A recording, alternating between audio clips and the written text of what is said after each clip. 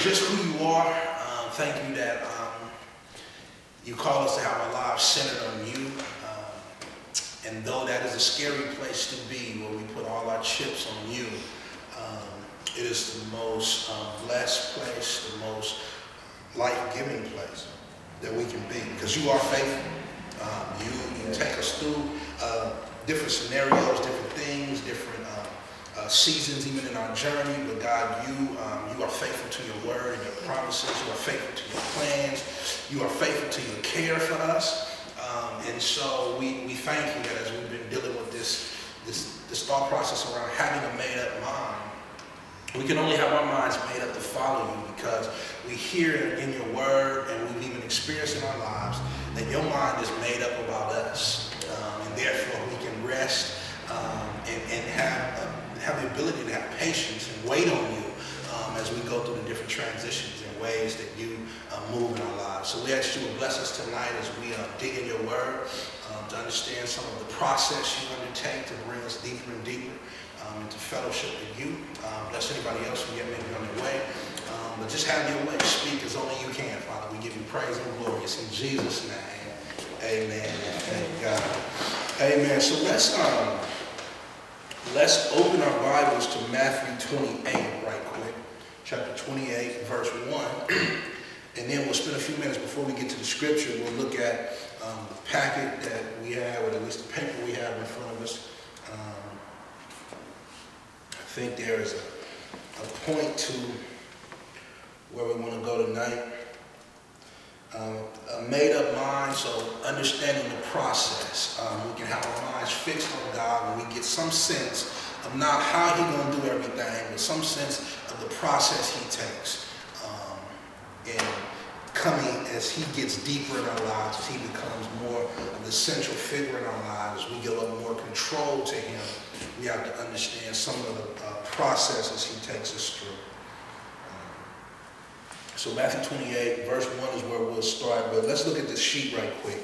So as we see right here, it says the point, we are called to walk with a God who has an agenda that includes our own individual stories and journeys, plus the journey and stories of others, and all of that is underneath the grand scheme of His own story. So just think about it. Your story matters. Like, it matters to you. Like, my story, when I go through my journey, like, I'm paying attention. It's my life.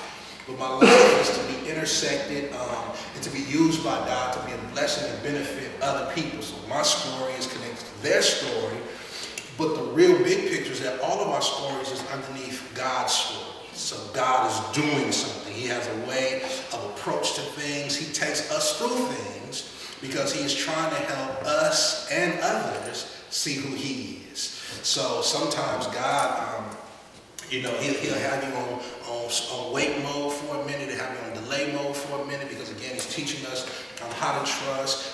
He'll open up doors, He'll close doors, because again, like He moves all of the markers, as we said last week. Like, you don't know what He's doing, where He's at, but He gets you in a place where I'm gonna have to trust Him. Like, I can't stop living. Like, I gotta keep walking, and I have to understand that you have everything under control. But God has a way of teaching us. So again, our story is connected to other stories, but all of this is underneath the main story, which is God's story. So just think about it. The whole Bible is not just about Paul. It's not just about the people who encountered Jesus. It's really about God's testimony, His exploits, what He has done before the world began, as time has begun, how He has entered our world, what He's planning on doing after this. So this is His own autobiography. Like I said, it includes other stories.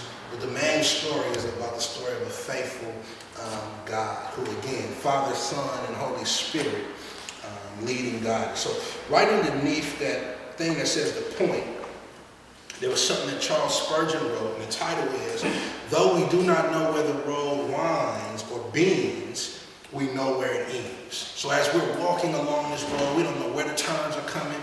We don't know where the sharp curves or the hills going to come or the valley's going to come. But we know actually where the story is going to end. Why is that helpful? First of all, why is that a challenge? It's a challenge because though we do not know where the road, we don't know where we're going, and we like being in control and knowing stuff. uncertain. I'm along for the ride.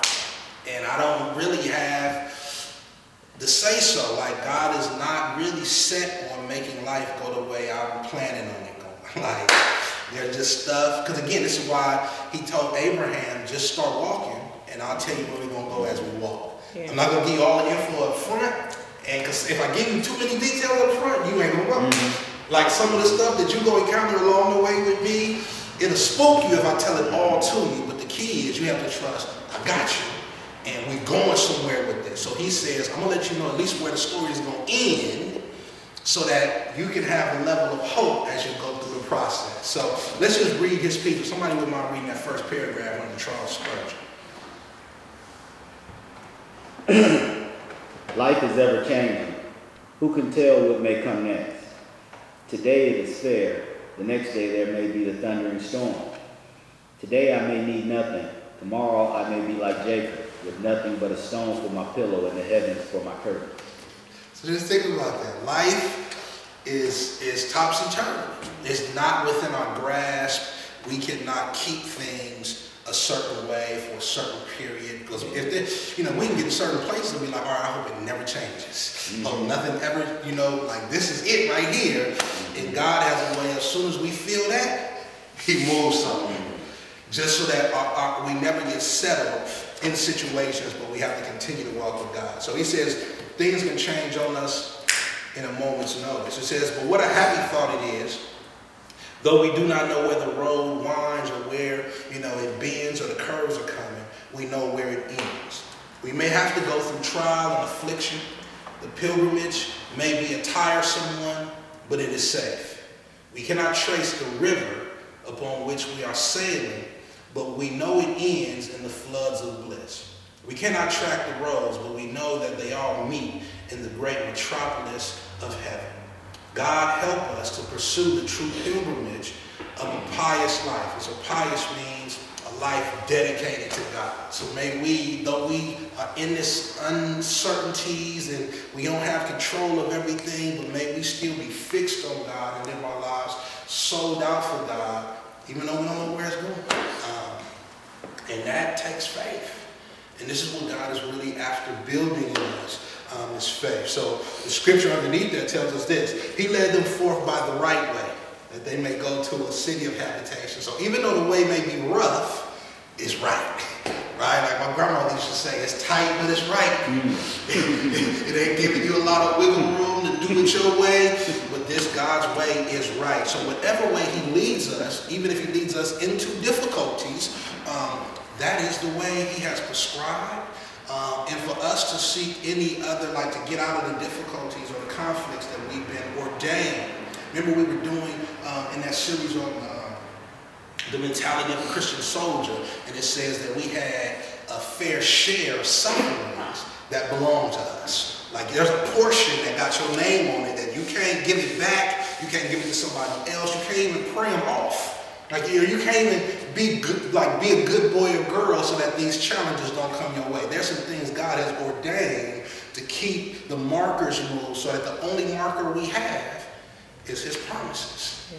Like this is the anchor I have. My hope is set on what he said, because life is so crazy. I don't know. I can't read about how life is going, whether God is going to do what he said he would do. Like I have to trust he will be faithful in the midst of it all. So that was one piece that we want to get before we get to the scriptures. And then the other one is this. If you flip over where it says, I find afflictions to be good for me, I got mine folded, so it should still be on that first page. If somebody wouldn't mind reading that for us, please.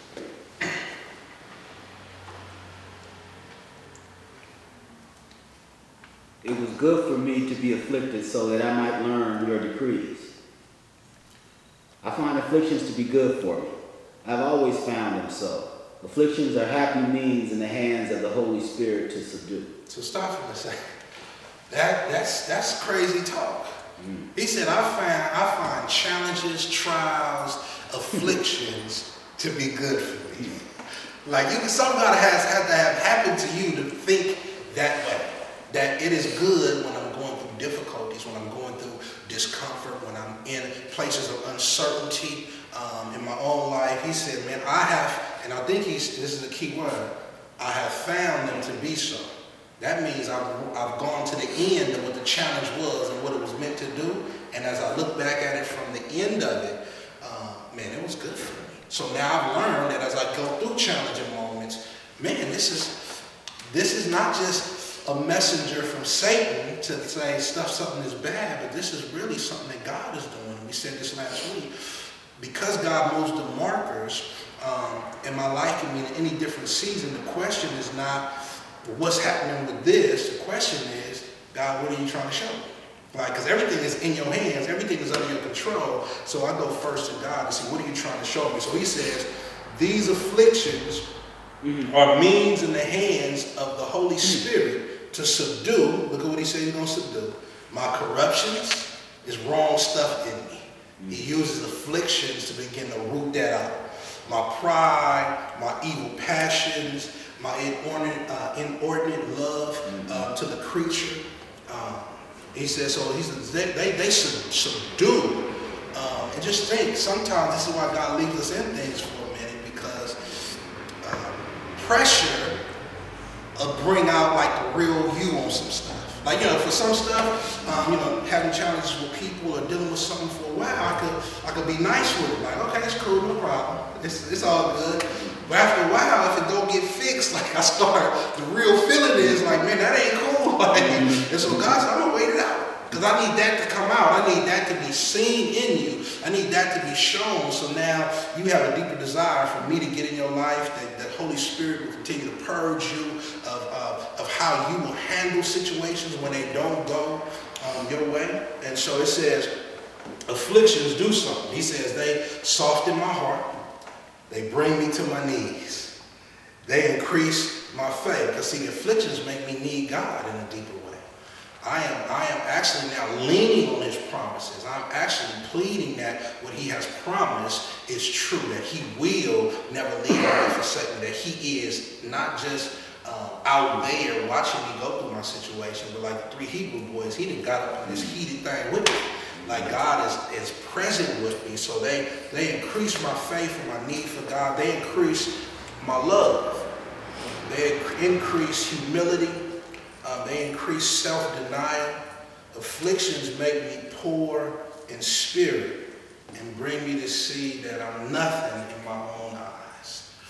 So just think how God, he waits us out sometimes and get us to, and I think you said, I don't know if it was last week, a couple weeks ago, you were saying, he got you to a place where it's like, Lord, this it. Like, I ain't got another prayer. Like, you done brought me to the edge of me. And I just think that is how God works, right? Because it makes you utterly just say, you got to do it, God. You got to do it. I am trusting, dependent totally upon you. And so we need God to be all that he promises he will be. It says, before I was afflicted, I went astray, but now I obey your word. So afflictions teach us. It reins us in. It helps us be more singled out for God and his purpose. It helps us to wait on God. It helps us to know we need him.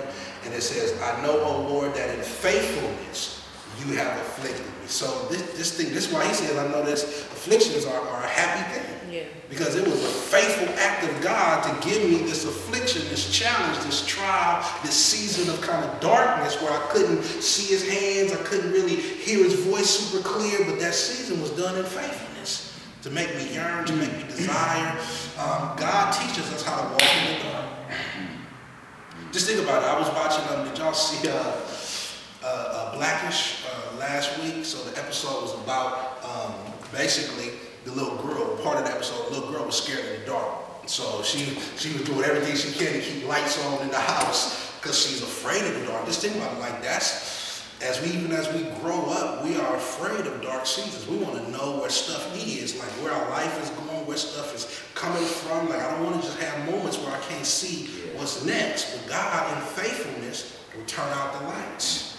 To teach us, think about this, to walk by faith. You got to walk by my promises. You got to walk by what I've already told you when we were in the light. You was in the light. You heard all that. It was good. Hallelujah. Amen. The Lord ain't going to leave me. Now let me turn the lights off and let's see. Let's see how what you begin to lean on in the dark. Like there is an ability that you have. Sometimes if you come You wake straight up and you just start, looking at it. It's like, man, it's too dark. But if you wait a second, your eyes adjust, and you can kind of see your way. And that's what God says, like, man, there's a waiting period where our eyes get adjusted, and the promises begin to order our steps. And so afflictions, challenges are good things. And so it was this last one that we want to read, and this will take us to the scriptures. You have lately been in the furnace. It says, here on earth you will have many trials and sorrows. Now this in the Bible is red letter. This is Jesus. He's not saying you might. He's saying in this life you will, in a human way, have many trials and sorrows. Dear friend, you have lately been in the furnace and are now brought safely out. I hope you have much to say of the grace, care, and skill of the great refiner who watched over you, and that you have lost nothing but dross. And so who knows what dross is? So it's when they purify gold or silver and put it in the fire, it burns off the impure stuff, the stuff that don't belong, so that the gold is pure. So it says you ain't lost nothing but the stuff that was supposed to come off. So the trials have a purpose. I want to get some stuff out of you in this. See, what we have to understand is that the gospel is God has done something for us, right? That's fixed. That's outside of us. It's the triune God, the Father, Son, and Holy Spirit have worked in history to make relationship with God possible. That's for us. Then as we get brought into salvation, God is beginning to do something in us. That's where the challenges come. That's where the trials come, because God uses outside pressure, difficult moments of life, uncertainties, because I can't see my way through, to begin to do something deep in my soul. Because ultimately, and here comes my story connected to other story that ultimately say something about God's story, is he wants to do something through me. But he can't do it through unless he do it in first. And that deep work of doing something in us is why challenges have to come. God sends us through those dark seasons. So he says, you have lost nothing but dross. Let this experience be treasured up in your hearts for the use of future times. See, they have a purpose. He got me through that. So as I go through the next one, God is able to remind me. You remember? Hold on, don't let panic overtake you. I know it just jumped on you, but don't be driven by it. Go back into faith, because just look back, man, the trail is filled with my handprints all over your life. And so let the trials begin to teach us more and more about God's work. He says other trials will come. That's good news, huh? We just got out of one, we'll get a little break, but other trials will come. But you have found the Lord faithful to his promise, and have good encouragement to trust him again. I doubt not, but you will have your share of trials. But when the love of God is shed abroad in the heart by the Holy Spirit, it sweetens what bitter things the Lord puts into our cup. Wow, the Lord will make you drink some stuff. I just remember, I don't know if y'all remember, my grandmother used to do the castor oil, and it was, it wasn't no flavor kind. It was and you either had to hold your nose, you had to drink it. They would put turpentine and sugar and make sure you didn't get worms. They had all kind of remedies. I'm don't nobody even do that today. But they had their remedies, and you had to do it. And so God will make you drink some stuff that you may not want to drink. Remember, that's what Christ said. Listen, if there's another way, let this cup pass from me. It's going to be bitter. It ain't going to taste good, but your purpose is tied up in it. So look, Jesus, my story that I'm going through, my journey to be faithful to you, God, is connected to other people's story. And ultimately, all of that is underneath your bigger story of the redemptive narrative of what you have planned to do before the world was framed. So God has to bring us in that same pathway to where we are able to say that the trials and the challenges are good for us. And listen, it says, it sweetens what bitter things the Lord puts into our cup, enables us to say, none of these things move me. See, that's the conversation of faith. I trust God, man. I ain't gonna move. I don't like it, but I ain't gonna move. I ain't gonna let it throw me into disbelief. I ain't gonna let it overtake me to where now I doubt God. Like, man, this is what the journey is gonna be about. The trials and challenges gonna keep coming, but that's how my faith is gonna grow. Just think about it. Cats in the weight room, they can't just keep lifting. If you've been lifting 135 and that's it, you ain't ever finna get stronger. Like, man, you gotta put some more weight on there now. Like, you done already mastered that level. You gotta go to another level with it so that that way your muscles grow. And it says this, yes, the life of faith is a happy life, and if attended with conflicts, there is an assurance of victory. That's big. The conflicts come, but there's an assurance of victory even in the midst of it. If we sometimes get a wound, there is healing balm near at hand. If we seem to fall, we are raised up again. And if tribulations abound, consolation shall abound likewise. Is it not happiness to have an infallible guide, an invincible guard, an almighty friend, to be able to say of the maker of heaven and earth, he is my beloved, my shepherd, my savior, and my husband? Just think about it. That attitude is what God is fighting for. That you're able to say, in the face of despair and challenges, God is still good. Like, for you to be able to testify, I say again, this is his story. He don't want us to just read about the autobiography of God and history. He wants us to have our own autobiography about God. We're able to contribute to what other people have said through our own experience of God. It says, oh, the peace that flows from believing that all events in which we are concerned are under his immediate disposal. That the hairs of our head are all numbered, that he delights in our prosperity, that there is a need if we are in heaviness, and that all things shall surely work for our good. So he says all things are going to work for our good. How happy to have such views of God's sovereignty, wisdom and love, and faithfulness, as will enable us to meet every painful dispensation with submission, and to look through the changes of the present life to that unchangeable inheritance to which the Lord is leading us. When all evil shall cease and where joy shall be perfect and eternal, he will wipe every tear from their eyes. There will be no more death or mourning or crying or pain, for the old order of things has passed away. So God says, I'm going to have you in the midst of challenges, able to still keep looking forward with hope in your heart, that nothing will stop you. That is the resurrected life of Jesus lived out in us. That there's an invincibility to our lives, that no matter what comes upon us, because of who God is, we're able to keep on going. And so this is part of what God does. This is part of his process. So let's look at that Matthew passage, Matthew 28. And we want to talk a little bit about two things right quick. First, there's a front end of salvation, and then there is the back end of salvation. So Matthew 28, verse number 1. Let me get there.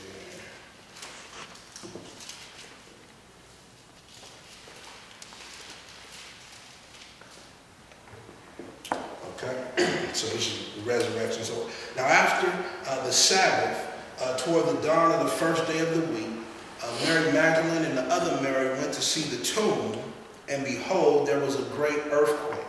For an angel of the Lord descended from heaven and came and rolled back the stone and sat on it. His appearance was like lightning, and his clothing white as snow. And for fear of him, the guards trembled and became like dead men.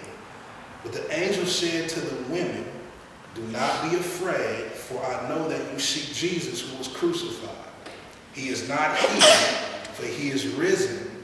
And he said, come see the place where he lay. Then go quickly, tell his disciples that he has risen from the dead, and behold, he is going before you to Galilee, where you will see him. See, I have told you. So they departed quickly from the tomb with fear and great joy, and ran to tell his disciples. And behold, Jesus met them and said, greetings. And they came and took hold of his feet and worshiped him. Now just stop for a second. Here is the front end of salvation. A people who only saw Jesus in this natural sense. He's crucified. They come actually to the tomb to mourn, to weep, to cry. There was no expectation of the resurrection. It's like we didn't really understand all that Jesus was talking about in his life. We sad that he did. So the angel met them at the tomb while they come in to weep for a dead Jesus, for the mythical figure Jesus. And the angel says, he is not here, he is risen. And basically, go tell his brothers that he gonna meet y'all all in Galilee. And so listen to what they did. They took off running. And the Bible says in verse number 8, it says, so they departed quickly from the tomb with fear and great joy. So just think about that. Fear is this, not scared per se, but there's this level of excitement. Like, could it be true? We just saw the tomb is empty. Hold on, like now what he started talking about is coming back in my mind. Like there's this anticipation mixed with joy. Like this is like, man, is this possible? This is where faith begins to live. There is this coming out of the darkness to the reality that God is alive and well and given this place where now our internal hearts are impacted. Just think about this. Good movies do something to you. Right? When you see a good movie, like it takes you into the story. Like you feel what the characters are going through, like your emotions. Sometimes I'm coming out of movies that I felt like I was on a roller coaster ride. I didn't know what was going on in the movie. Like it was a seesaw. It was like, man, it just, happened. So this is where they are. They're like, man, we just was at our lowest moment. But an angel just met us and said that Jesus, who we thought was dead, is alive and well. And he gonna meet us. And verse 8 tells us this. Now this is amazing. And behold, verse 8, so they departed quickly from the tomb with fear and great joy and ran to tell his disciples. And behold, Jesus met them and said greetings. So as they were on their way running, think about this, Christ shows up. They finna go tell somebody Jesus is alive and well, but Jesus said, let me give you evidence for yourself. Now just think about it. The front end of salvation is hearing the message that Christ is alive and well. The Christ who died on the cross, rose, and got up with all power, like he's alive and well. And listen to this, that Christ meets us somewhere in our journey to where, listen to this, I have not just heard the angel say it, I know it for myself. Like the personal witness of God in our hearts is where the journey begins. So remember what I said earlier is that God in salvation has done something for us. And this is one of the things. They're being brought into contact of, no, man, Jesus, everything he said concerning us is true. He's staking out a claim for us to be able to trust him, that he will be faithful. And so it says, and behold, Jesus met them and said greetings. And look at what they did. And they came up and took hold of his feet and worshiped him. This is the relationship. The Jesus who I thought was dead is alive. I hear it, but now I've encountered him for myself. He has gotten alive in my own story now. And look at what they did. They immediately took hold of him and began to worship him. That is the Christian journey. To take hold. How do you take hold of Christ? What does that look like? How do you take hold of Jesus? What is the means that we use to take hold of him? Read your Bible. You read your Bible? That's one of the ways. So we read the story again. We read God's autobiography and what he's done. And as that Bible is read, God begins to work within me to put faith in what he's written. I believe what I say. Like he said something, he did something, and now I begin to believe him. Again, just a story. But now so they took hold of him because listen to this. I can't lean on somebody else's faith, somebody else's story, like somebody else's trust, what they seen of Jesus. Like that's cool. That may help me on my journey. But if I don't touch him for myself, it ain't gonna ever be real for me. And so they took hold of him. And think about the next step is, and they worshiped him. Christ began to be that central figure that their lives were about. They began to worship him. And then look at what it says they did. Then Jesus said to them, do not be afraid. Go and tell my brethren tell my brothers to go to Galilee, and there they will see me.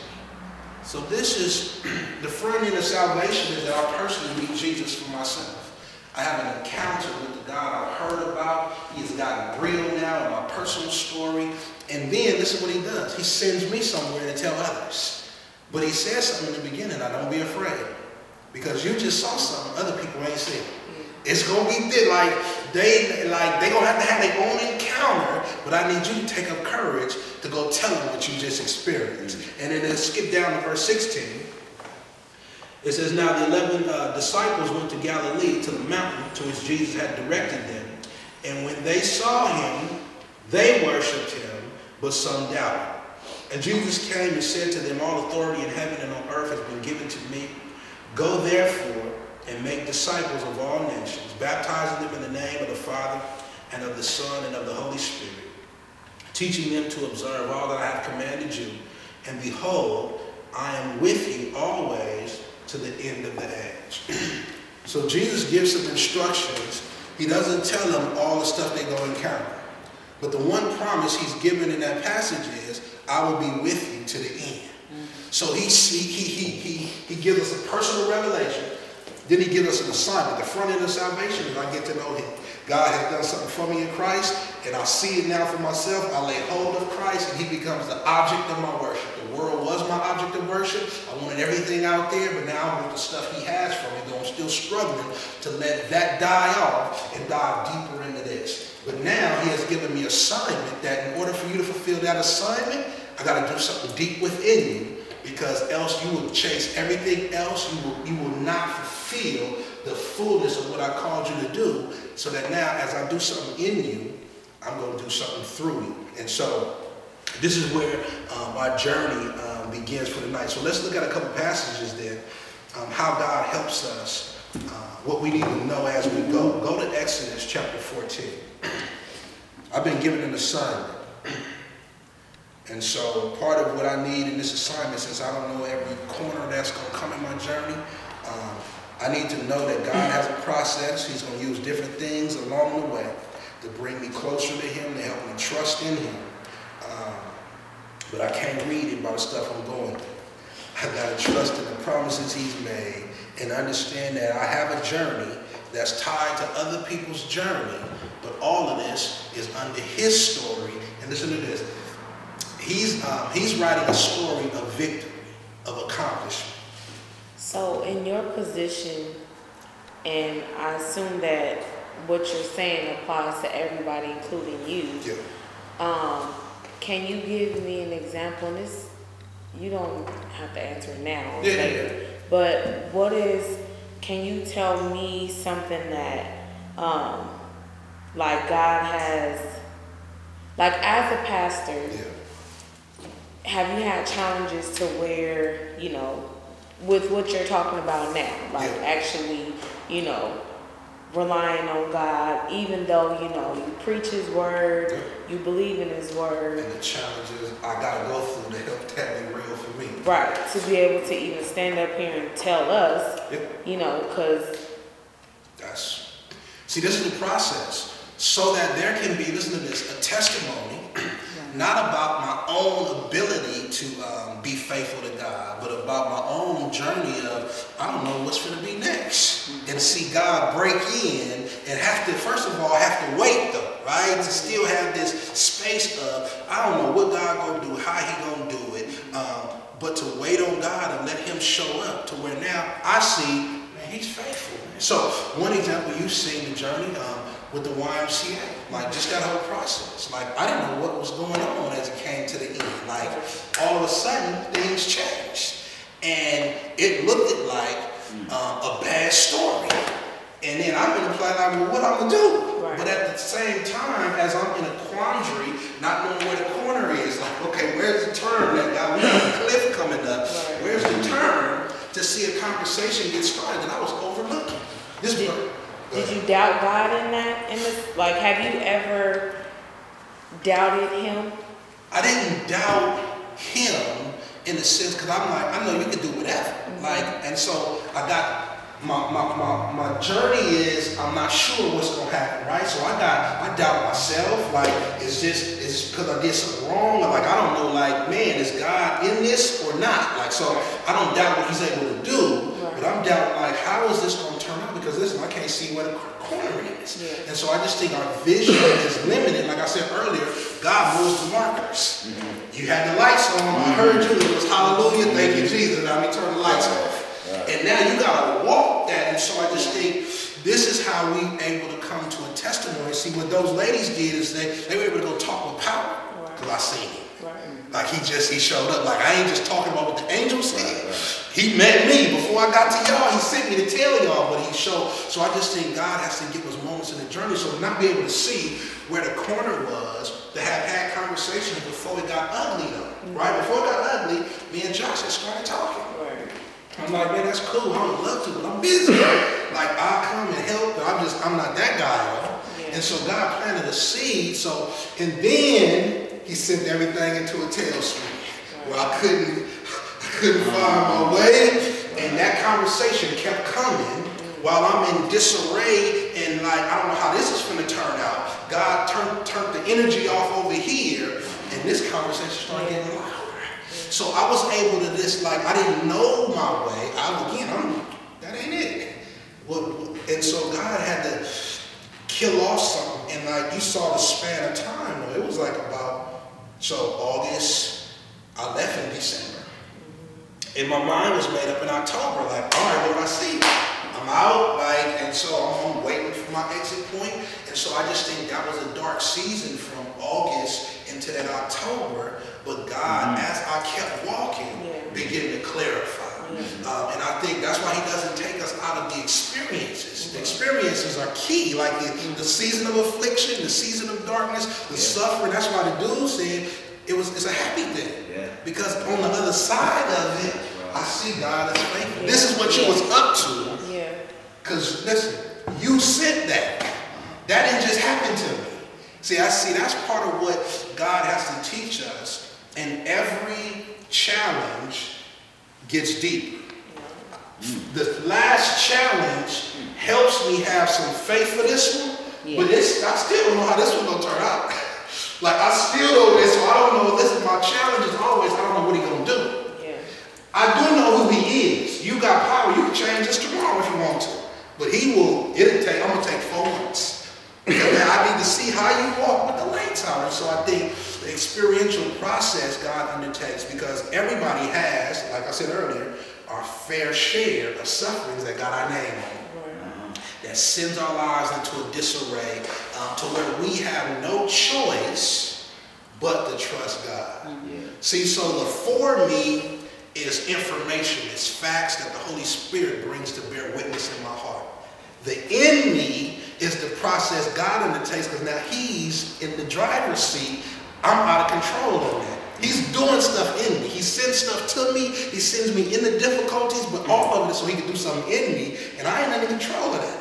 I don't know how long it's going to take. I don't even know what he wants me to get rid of. Like that passage, that paper we was looking at, he says, the afflictions subdue my corruptions, my pride. See, God is working on something. So what a part of what God does as he sends us into disarray is to subdue the thinking process we have of being able to work our own situations out. I got to teach you to trust him. I got to defeat you. I got to actually bring you to a place to where you can't do it. You can't do nothing. You can't fix it. You can't stop it from coming. That's going to make you, because in the beginning you're going to try to put your hands on it. Oh, I'm going to work. Oh, that didn't work. Okay. That didn't work. So listen, he get me to a place to where I got no resources, and then I do what I heard you say, which is, all right, Lord, you're gonna have to do something now, because now I'm in a place where I found out I have no power in this situation. Now I'm put under submission to the power of God, and I begin to even pray differently. When I find out I'm at a place where I can't do nothing about this, and I take my hands off of it, my prayer get real then. My prayer, it can be short.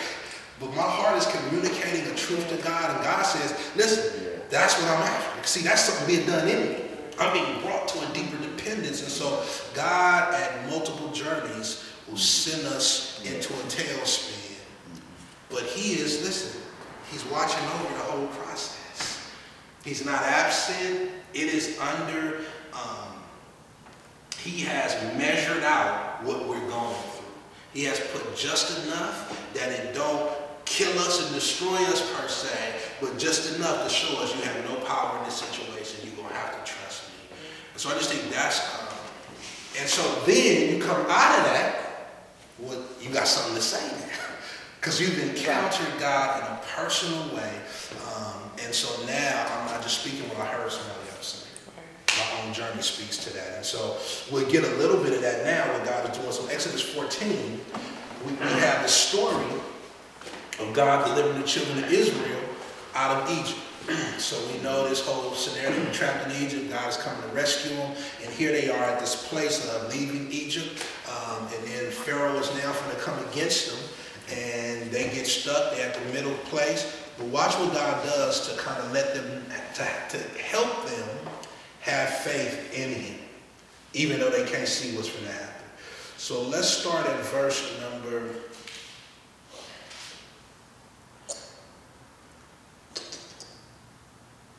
let's start at verse number 5. No, let's start at verse number 1. Then the Lord said to Moses, tell the people of Israel to turn back and encamp in front of, between Migdol and the sea, in front of Baal Zebon, you shall encamp facing it by the sea. For Pharaoh will say of the people of Israel, they are wandering in the land. The wilderness has shut them in. So just think about this. The scenario that God has allowed them to get in, because remember, it's my story and my journey, but it's connected to other people's story and their journey. And the bigger picture is God is doing something because it's all about his story. So he says, I'm going to send y'all out in a way. And just remember, verse 1 says, the Lord said to Moses, tell the people which way to go. Now the Lord knew the way that he was sending them in, they're going to be stuck. It's going to be a place that they're going into that they're not going to be able to figure out, how do we make it through here? We got mountains on the side of us, we got water in front of us, and we got the Egyptians coming behind us. Listen to this. We stuck. This is part of what God does on purpose. So what we have to understand is that all of our afflictions, all of our challenges, all of our struggles are ordered by the Lord. Amen. They haven't just happened to us. Like I said earlier, they have been assigned by God as divine teachers. Remember that passage we read? He said in that psalm, it was good for me to be afflicted so that I might learn your decrees. I'm put in a tight spot so I can learn what God is really saying. Listen, I heard what God is saying, but he wants me to learn what God is saying so that I have my own experience of it. So he sends them, and he said, look what Pharaoh says when he sees where they go. Pharaoh will say of the people of Israel, they are wandering in the land. The wilderness has shut them in. And verse 4 says, and I will harden Pharaoh's heart, and he will pursue them, and I will get glory over Pharaoh. So you see what this story is about. Their story is connected to other people's story, but it's really God's story. I'm going to get glory. Send them this way. Pharaoh is going to say this. Listen, I know what he's going to do before I do it. I'm setting this up. And when he say, they stuck now, let's go back and get them, I'm going to get glory over Pharaoh. I'm going to put my reputation on display for the whole world. So we have to understand the process God uses to get glory for himself, but he uses our lives, which is why faith is so key. Because if I'm ever going to have a real testimony about a real God, I got to go through some real situations. I got to go through the corners where I didn't even know that was going to be a sharp corner and God was going to send me over there, but I experienced it and I get the benefit of getting to go brag on God. He's done something in my life. It benefited me. Like, I'm happy he did it, and I get to go and tell what he's accomplished in my life. It says this, verse number, and basically says the Egyptians, I will get glory over Pharaoh and all his hosts, in verse 4, and the Egyptians shall know that I am the Lord. See, he's after a display. There's people, God says, that are around you, that are watching your story, that don't believe it. But I'm going to put you in some tight spots and let them see you in a tight spot. And then I'm going to do something that at the end of the day, they're going to see that the God you have been trusting in is a faithful God. Yes. And he's worthy. Yeah. Like, I need that. Like, I need somebody that's dependable, because my life is nothing but questions. Because everybody got challenges. But everybody don't have somebody who is overruling the challenges that they go through and making those things, as Paul said, all things work together for good, comfortable and uncomfortable, because God is at work in everything. So it says in verse 5, when the king of Egypt was told that the people had fled, the mind of Pharaoh and his servants was changed towards the people. And they said, what is this we have done, that we have let Israel go from serving us? So now remember, what made him say that?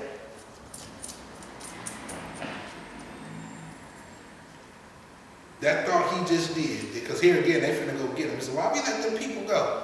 Let's go back and get them. What made them say that? Let's go back up. Verse number 4. Somebody read verse 4 for me. I'll make Pharaoh stubborn, and he'll chase him. This is God talking. Yeah. The reason why Pharaoh, God already has, before it happened, determined what would happen, what the enemy was going to do, what he was going to do. Listen, the script is already written. This is why, if I know who God is, though I have to go through some dark moments in my journey, faith should overcome my fear as I'm walking. Think about Psalm 23. Yea, though we walk through the valley of the shadow of death, we fear no evil. Why? Because you are with me. And see, when I know who he is that is with me, it gives me the ability, though I still don't want to go through this, but I got to keep walking. I can't just go in the corner and like, no, I got to keep going. But as I go, he said, believe in me. Just trust in me, even though you can't see it. So God is in control of the challenges we get sent into. So Pharaoh says what he says because God decreed that it was going to happen. Verse number 6 says, so he made ready his chariot and took his army with him, and took 600 chosen chariots and all the other chariots of Egypt with officers over all of them. And the Lord hardened the heart of Pharaoh, king of Egypt, and he pursued the people of Israel, while the people of Israel were going out defiantly.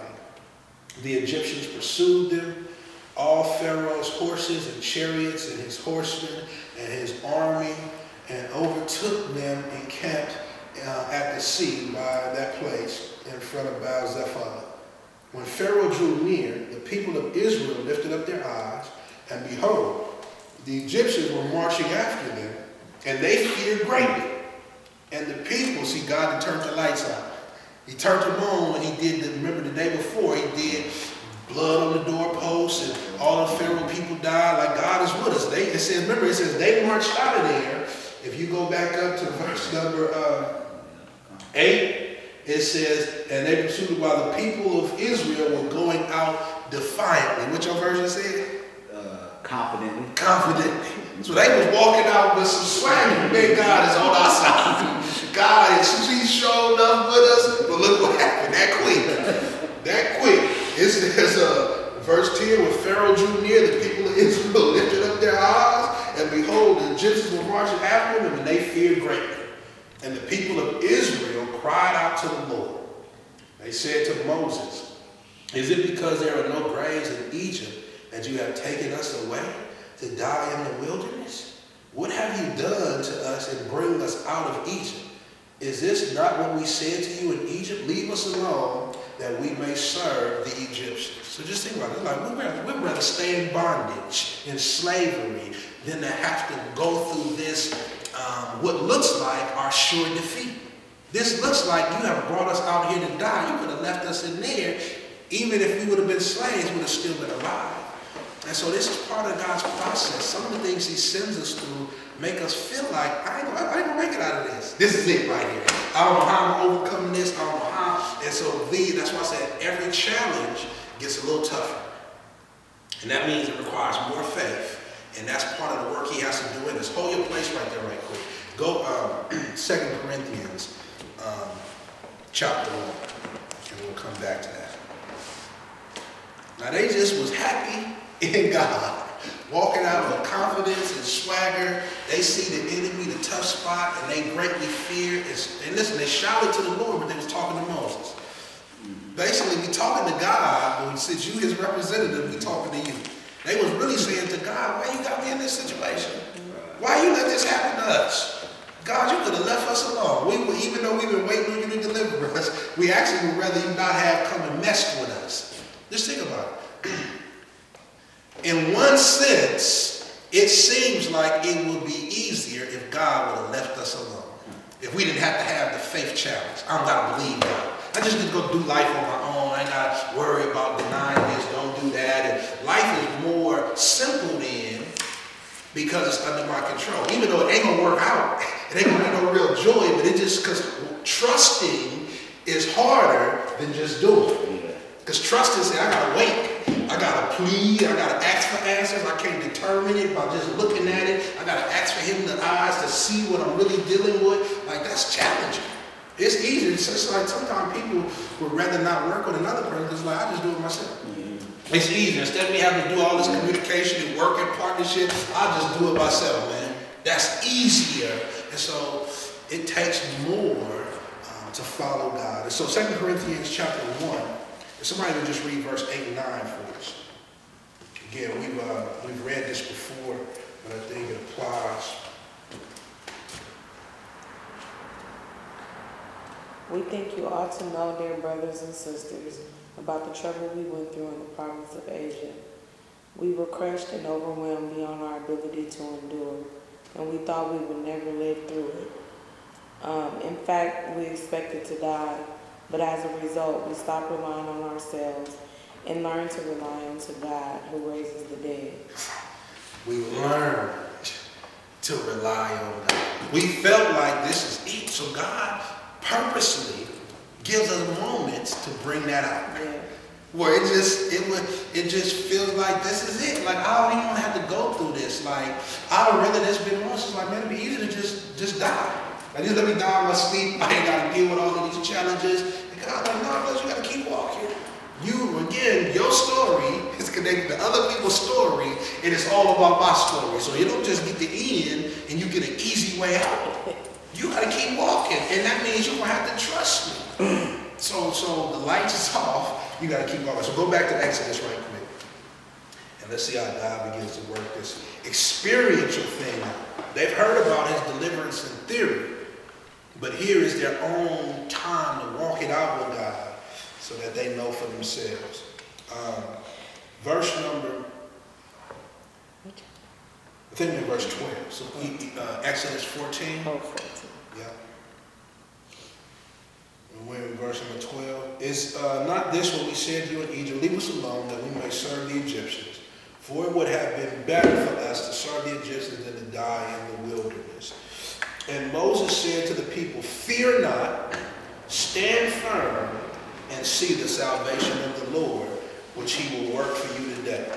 For the Egyptians who you see today, you shall never see again.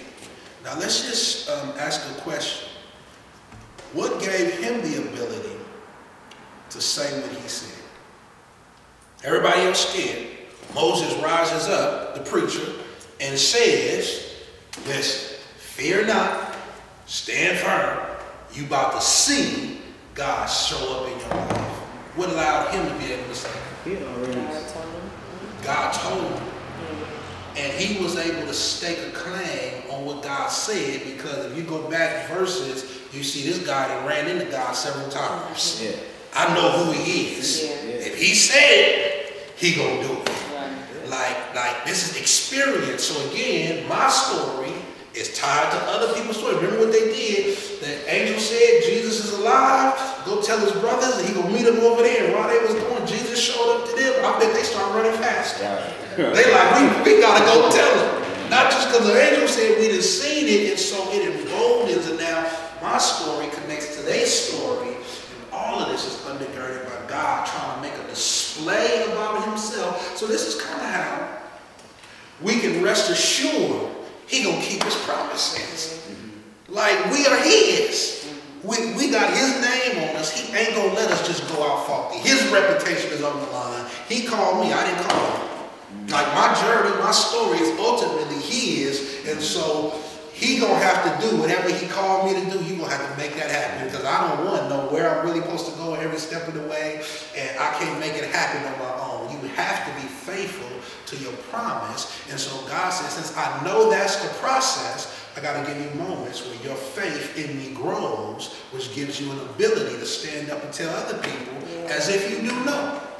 Like the invisible God, he did it to help other people's faith be encouraged. And so this is why we're going to continue to have seasons in crisis. He's going to give us breathers, though. He'll give you a breather. Like, it's good now. Like, but because I'm after the deepening of your faith, you need these challenges. Think about it. The weight room. My players on football, they used to get like, coach, you mad at us?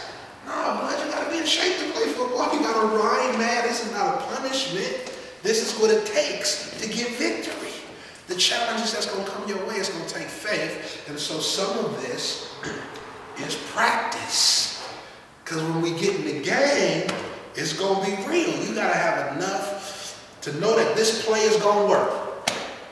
We have had to have practiced it against multiple types of defenses, if you will, different types of set, practice it in the rain, practice it in the mud. So when we get in any game situation, we feel like, man, it's going to work.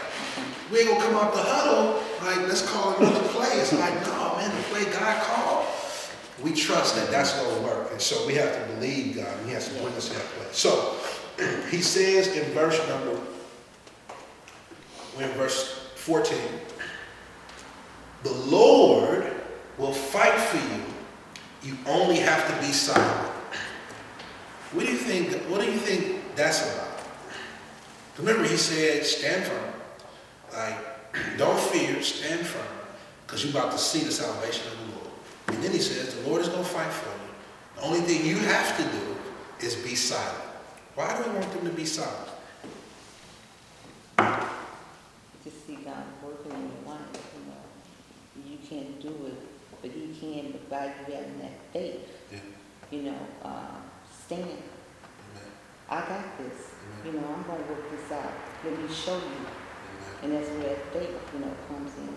The ability to be silent as you're going through it. It is a register of believing God. It is also a place that keeps me from being distracted. Because remember what he said, I want you to see the salvation of the Lord.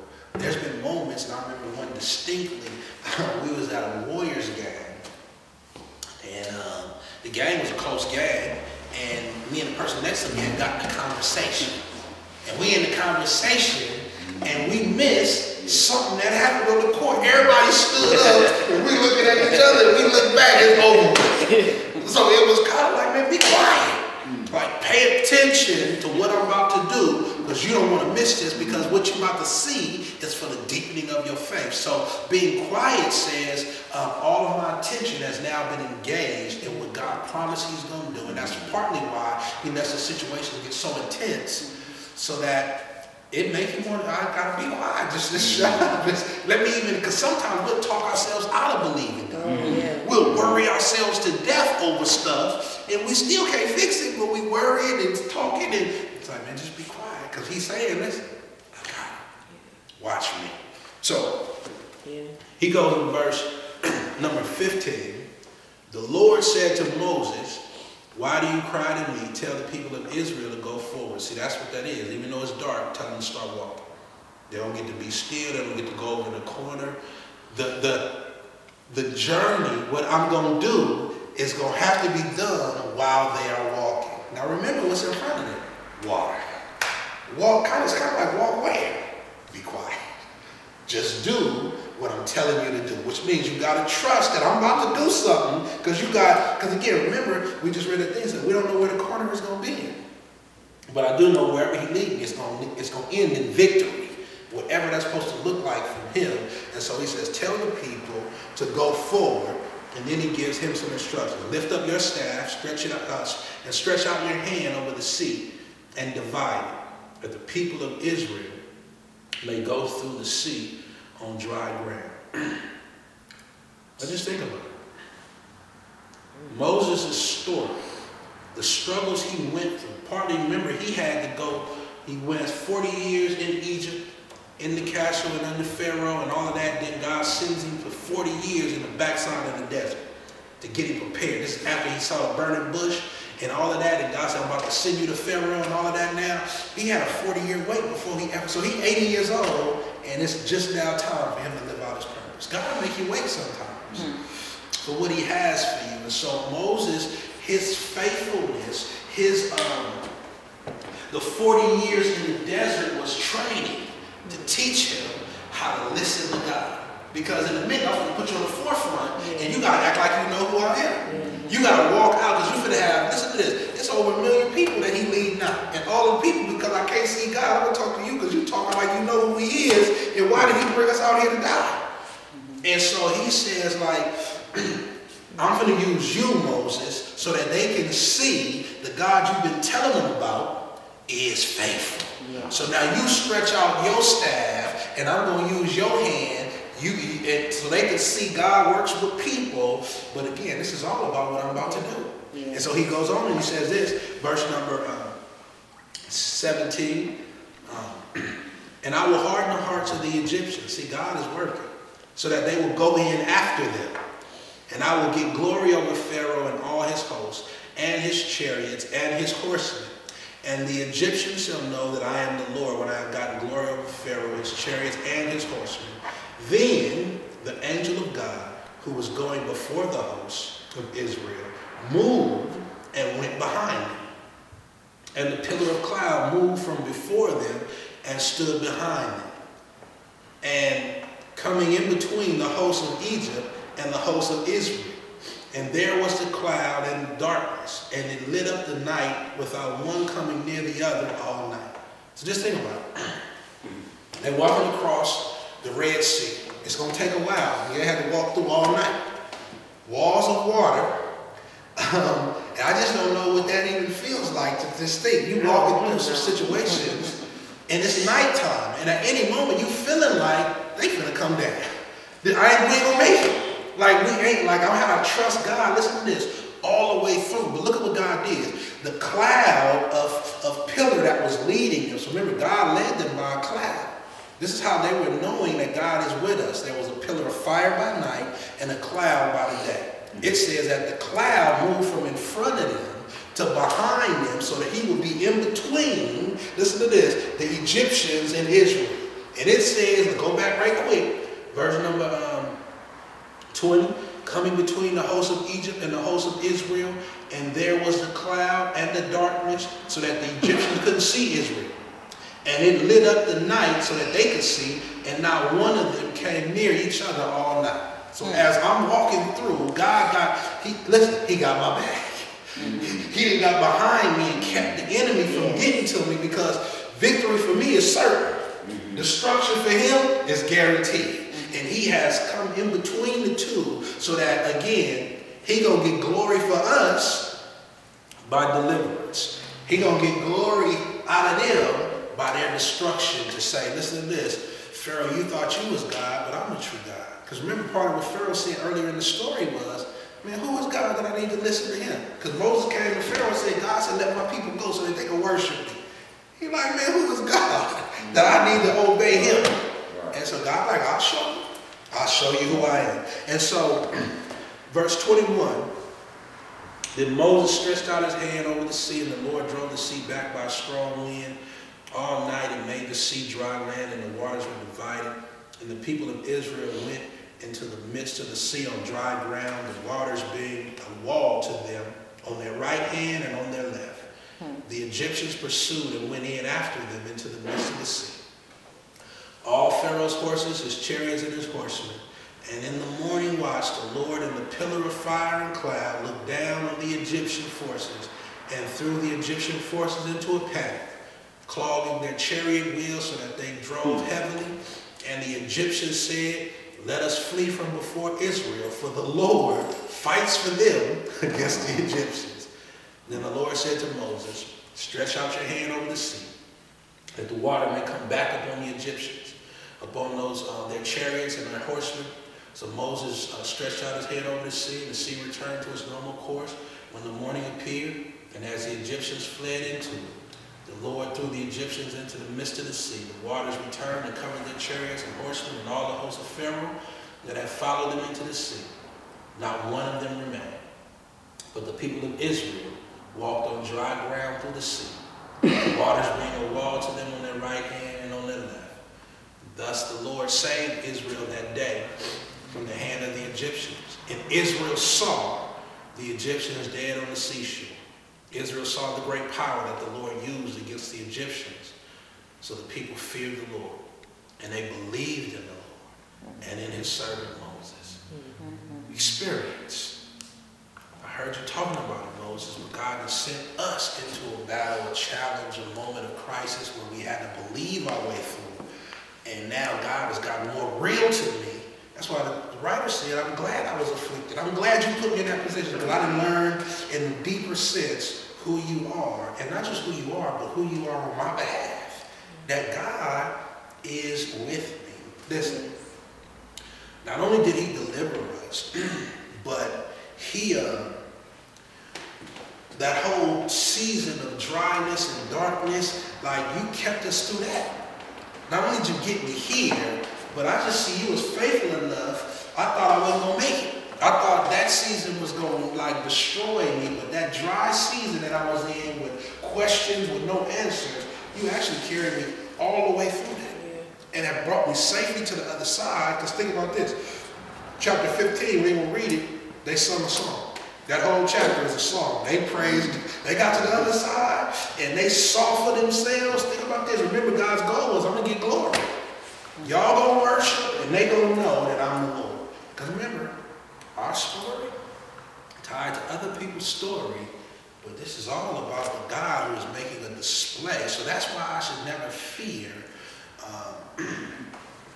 that it's going to work out. One of the things that I remember from 180 that was different from other grants that we had when it was working well is that because deed money was tied to us getting our money, I ain't never had to fight for no, like the checks was covered. Because if we don't get ours, he ain't going to get his. That's the same thing. God is saying, listen, because my glory is tied to how your story goes, you ain't got to worry about me working out, because I'm not just doing it for you. Yeah. I'm doing it for me. Yeah. My reputation is at stake. When I said, and listen to this, you cast your cares on me because I care for you, my reputation of being faithful is on the line, and I ain't going to shrink back from what I promised. I don't care what I got to do. I don't care who I got to do it to. I don't care. None of that matters to me. I'm going to have the final say. And I just think that the more we experience God in that way, the stronger our faith becomes. But just know it takes challenges. It takes crisis. It takes lights turned off again. Like again, though. So my question goes, Lord, what are you doing? What are you trying to, I know what you want me to trust you more, but like, what are you up to? Like, I'm dealing with God. Yeah. They weren't dealing with Pharaoh, though they were under Pharaoh's control. Because remember, if you just go back right quick, Genesis 15 right quick. Go to Genesis 15 right quick.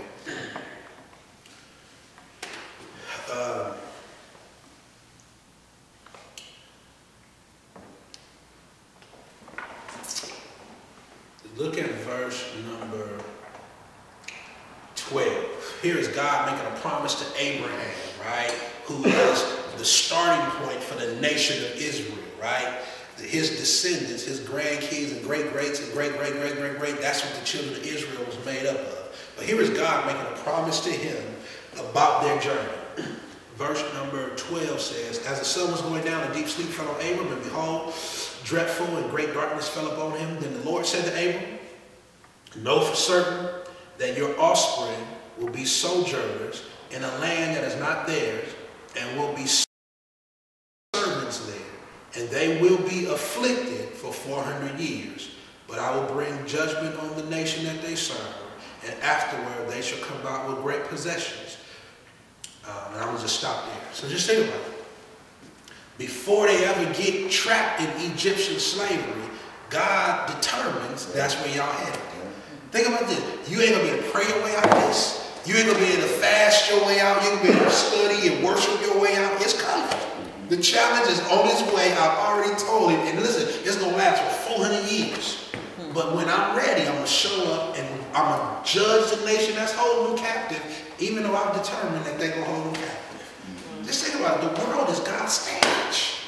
He's the main actor in all of human history. Like, he is going to have his way. So now look at a couple attitude things as we prepare to close. Go Philippians chapter 1.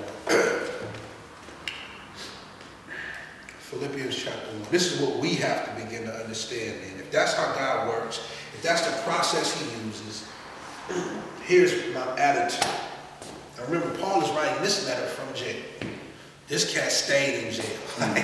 He spent a third of, I think, again, I told y'all before, part of the reason why he went to jail so much is not only the challenges he had to be under, but that he needed to sit down so he could write. If you always on the road, but you ain't gonna be able to sit down and write. But these letters that he had, because I can't come to y'all, I'm gonna write to y'all. We got the Bible because of that. Nigga, his story is tied to our story, but ultimately it was all about God's story. Just think. His life was subject to go through the places God would send him that were uncomfortable because God was working on something bigger than just his story. I'm using your story though. You actually in jail, blood, you can't leave. But I'm with you. So that should make us be like, all right then, Lord, like, all right, that's it. Listen, that is your process. That ain't bad. That's good. That's why, remember we read this guy said, it's a happy thing that we don't know where the road is going. Like, this is good for us, that we have to leave ultimate control up to God, and I stop trying to control my life and where I go and don't go, and know that if I'm there, God must have it for a reason. And since I'm here, my question is, Lord, what are you trying to show? Philippians chapter 1, verse 12. Let's get 12 through 14, if somebody can read that for us right now. Philippians 1, 12 through 14? Yes, sir. Part of the gospel. Brothers and sisters, I want you to know that the things that have happened to me have actually advanced the gospel. The whole Praetorian Guard and everyone else knows that I'm in prison for Christ. Most of the brothers and sisters have had more confidence through the Lord to speak the word boldly and bravely because of my jail time. Stop us. You see that? You see his attitude? Yeah. Reread, what's your version say for verse 12, Sister Ruthie? And I want you to know, verse 12? Yes. And I want you to know, my dear brothers and sisters, that everything that has happened to me here has helped me to spread the good news. Just stop. What I'm going through has helped me spread the good news. The challenges I've been in, because what has happened is God has got more real. God has showed up in my situation, and now my testimony about God is not just information from the Bible per se, but I'm talking to you about what he just did in my life. See, that makes a difference. Again, like I say, go ahead. Do you think that, like, I know how you said you go through one faith and the next faith, or do you think that the challenges are the same, kind of? Sometimes, it depends, and I would say this. Sometimes I go through the same challenge because I haven't got the lesson. Right? Remember, children of Israel wandered through the wilderness for 40 years, but it should have took 12 days, right? Like, we could have been out of here, but I gotta weed some people out of the process, but we still gonna get there. So sometimes it's on me because I'm not getting the picture. Remember, I had to stop fighting and trying to fix the situation, because remember I said that's what I'll do. Sometimes I'm in a tight spot, let me fix it. But God is waiting for it. He gonna let it keep coming or get bigger so I can finally be like, all right, Lord, Father, I stretch my hands to you. And so that's one challenge. But sometimes he'll send us through similar scenarios, right? Because, for example, me, I think part of what my preaching is I preach a lot from God's equation, right? From God's side, right? So I have learned about God through the journey I've taken, right? Like, I've taken a journey from, I'm going to play football. No, you're not. Where am I about to go? Oh, now my purpose came. I'm rapping now. Oh, man, now I got a job in the group. Like I just been walking and God has just been different, like he been showing up. Like I didn't know where I was going. After football happened, everything I knew was off. Now whatever I'm gonna be, God, you gonna have to do it. And every season of my journey, it has been God. So now I'm able to talk from an individual who comes into the place. I don't know what he's gonna do, but I know he gonna do something. And now I'm talking from the equation, I'm trying to help people understand not what they gotta go necessarily do for God, but who God is, so that wherever he sends you, know that he's with you. Yeah. And so I just think that journey is part of what the challenges come. So I've had seasons of challenges of, all right, here's my challenge. What am I going to do now? Because there are seasons on stuff like, you ain't going to be over here. You know, I was principal at a Christian academy, and that was great, and God was working, it was joy and excitement, but are we done? Now what's next? And there's something else, you know what I'm saying? And so it's been this repetitive of, I'm going to use these type of scenarios with you, and you're going to continue to have journeys of what's next. And this is part of how you are going to experience me so that you will be able to go back into the world. Remember, your story is tied to other people's story. They're going through the same questions, and they ain't sure, and they don't know what's next. Now you come out of your journey to be able to talk not about what's going to happen, but who is in control of what's going to happen, so that their faith is not in what they see. But now my faith is just, I'm waiting on you. And so I just think that repetitive thing is sometimes I haven't gotten the lesson, but sometimes these are the type of lessons I'm going to teach you in a deep way, because you're going to become a teacher of that kind of stuff, right? Like Paul had to keep going to jail. This is your lesson. So what am I teaching you, Paul? How to trust God in any situation, which is why he said in that verse 14, because of my imprisonment, a whole lot of other cats that got bold. They done got like, oh man, that's all they can do to me. And he's still going. So like, I ain't finna be quiet now. I am learning through his experience and what he dealing with, and God still got him turned up. I'm free. Now what I'm gonna do? And so I just think there are some people who like this path, as you are called to teach others or encourage others, I got to give you enough of these type of experiences so you will be faithful as I send people who I'm sending through some of them similar challenges, that you're going to be able to speak clearly about that.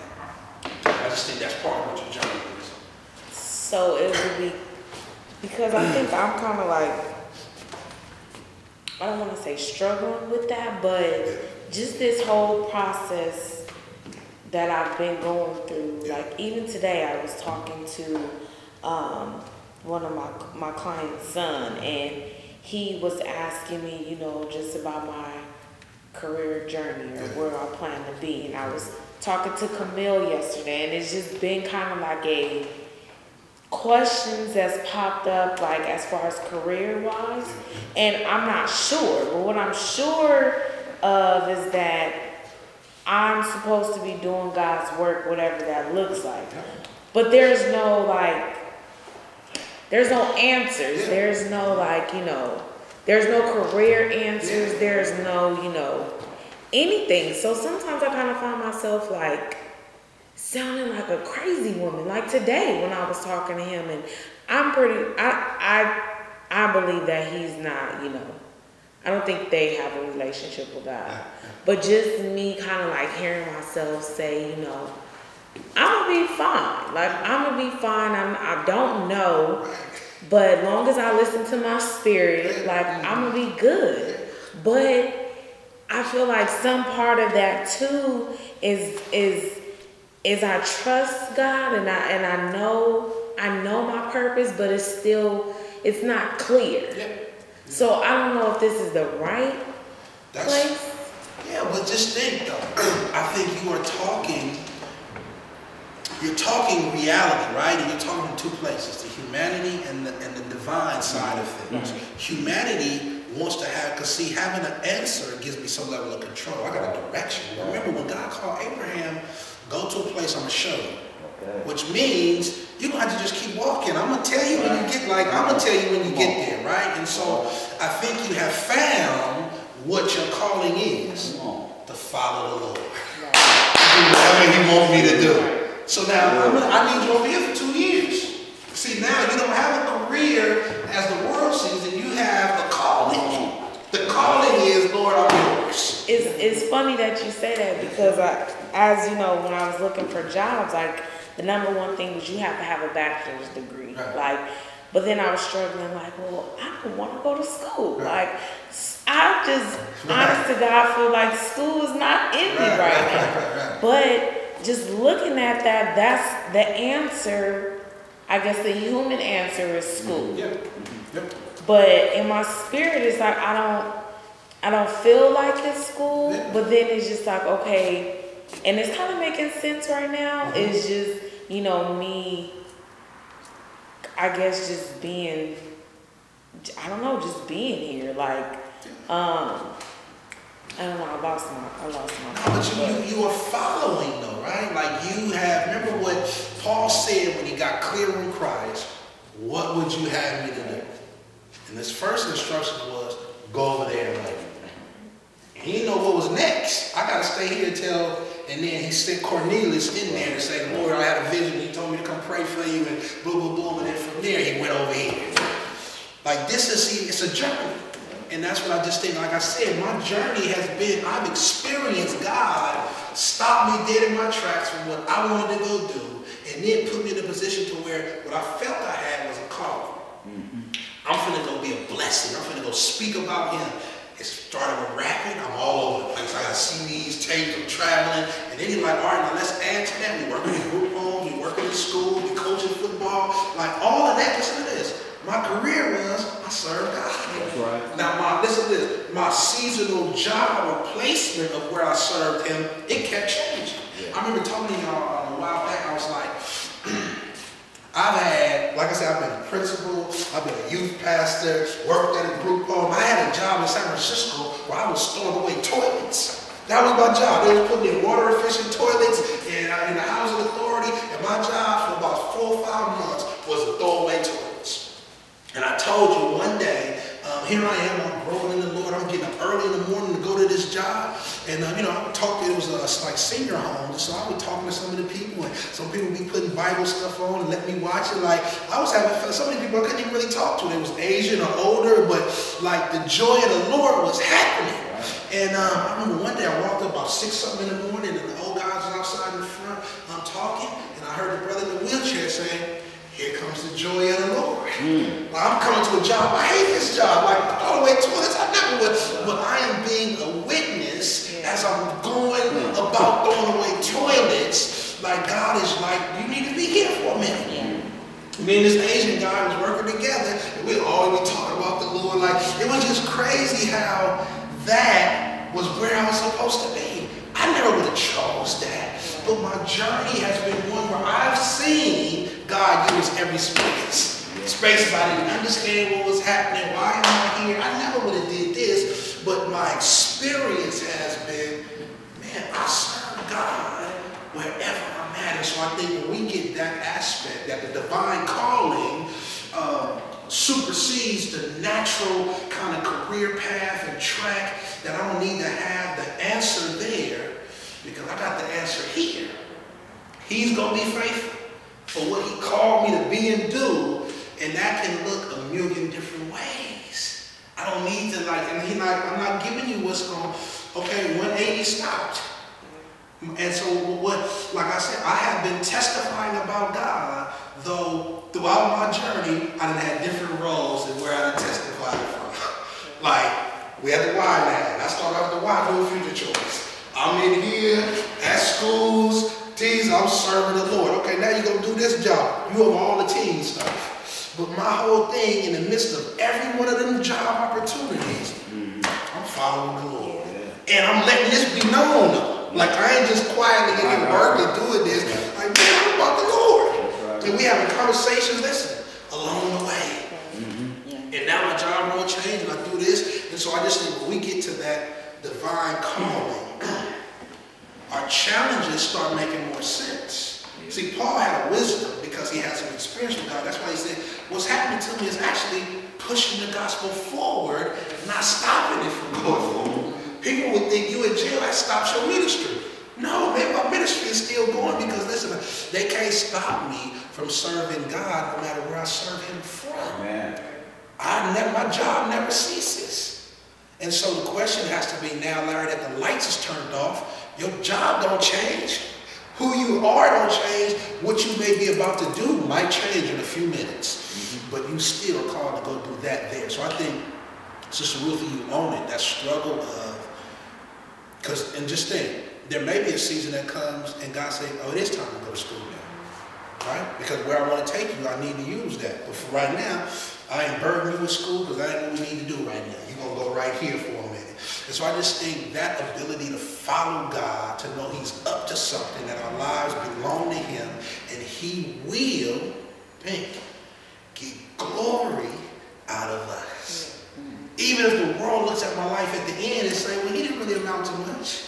He didn't really do nothing big and grandiose. But in God's eyes, he did exactly what I wanted him to do. He went where I wanted him to go. He acted out how I needed him to act when he was in places. That was his purpose.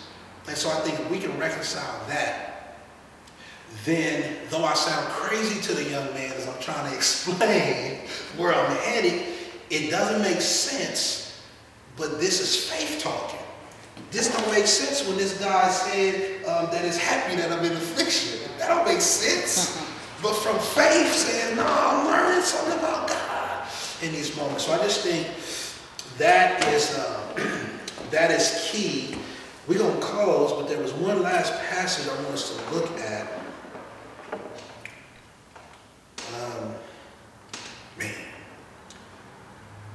So I'm just going to quote one.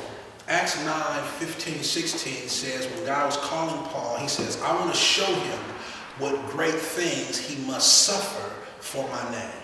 I'm calling him from doing his own thing to do my thing, but part of the teaching thing is that he's going to have to give up some stuff to do what I want him to do. It's going to cost you something, and much of what it costs us is this lack of control over our lives. Like this, listen, send me where you want to send me. Remember we were reading the cat John Patton? The story of the cat who went like, he had a successful ministry already. People tried to talk him out of going over to the island. He's like, man, no, the Lord want me to go over there. I lost my wife. It looked like I made a bad choice. My wife died, my newborn baby died, but listen to this. I'm going to stay here knowing that this is actually deepening my trust in God, that you're going to have to do what you promised now. I'm losing stuff along the way. And that cat hung in there with God. And God did what he promised, turned the island around, and cats came to know Christ through his, listen to this, costly sacrifice, leaving his agenda, and even his own way of serving God. Like, it wasn't like he was going to do a worldly thing, like, I'm doing something for God right here. But God said that season is over with. They don't understand it, but you heard what I said, now get over there. And listen, over there don't make sense. Over there ain't safe. Over there it's kind of like you losing. But this is where God has called me. And so if we can ask for the boldness to follow God anyway.